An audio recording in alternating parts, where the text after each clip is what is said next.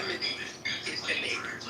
Because at the end of the day, even when the court issues an injunction, right, it's not like they have an army that they can send to stop Trump from doing things. It's not like they can arrest ICE agents if they're acting contrary to the order with regard to birthright citizenship. But what they can do is issue contempt and certain kind of penalties. So that's why the injunction is important and is different from simply ruling that something is unconstitutional and you have to stop doing it.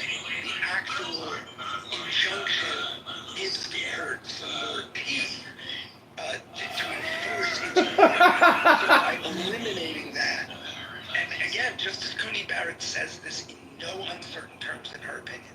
She literally says, I'm almost quoting, of course the executive branch has to follow the law, but that doesn't mean that this court has the power to force them to.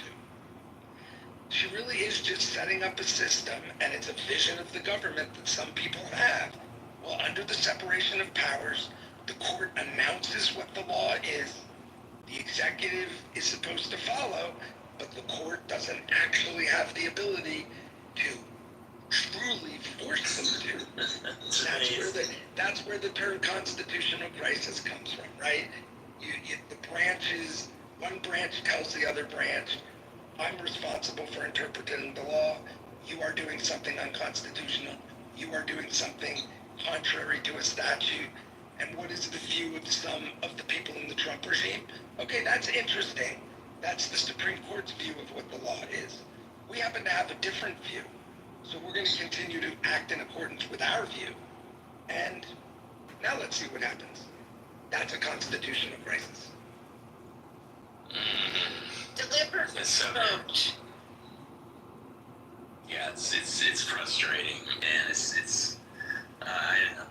It's just going. It seems that every decision is being tailored to reinforce Trump's power, and this along with the immunity decision. It's I don't know. It's like how do we fix this? I don't know. Thanks, Steve. You did point out that there, and I didn't look this up, but he's a very smart guy, and I should do the research. But there's an old statute on the books that there's supposed to be one Supreme Court justice for every circuit. Yeah. And it increased to 9 at a time when the country had increased to 9 different judicial circuits. But now we have more than 9. We have 13. So one really good argument, so the argument goes, I haven't done the research myself, is that we should just go up to 13 because that would maintain one justice per, but of course, doing that while Trump is the president and the Senate does not help by the Republicans would not be good for the country. So yeah, I don't know. Will there ever be reform where we expand the size of the court? I don't know. I hope. We got to do something. I mean, because obviously we now have an entrenched majority that is that's lawless. I mean, that they really reach whatever result they want. When originalism works, originalism's great. When originalism doesn't work, they switch to a different horse. But they always seem to find a quote-unquote principled way to reach exactly the result that politically they favor. It's funny how that works out. So true.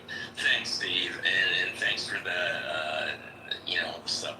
So there's actually I'm like Blake's Bacardi here. So there's a room called Supreme Court Confidential. Is that what you're doing?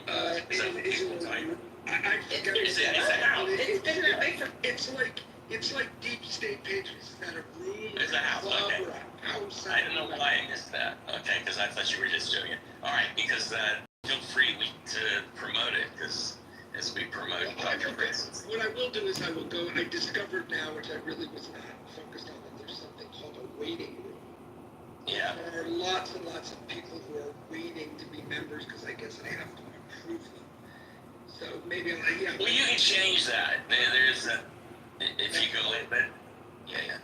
All right, Steve. Okay, I wanted to get to Marshall who haven't spoken. Also, I feel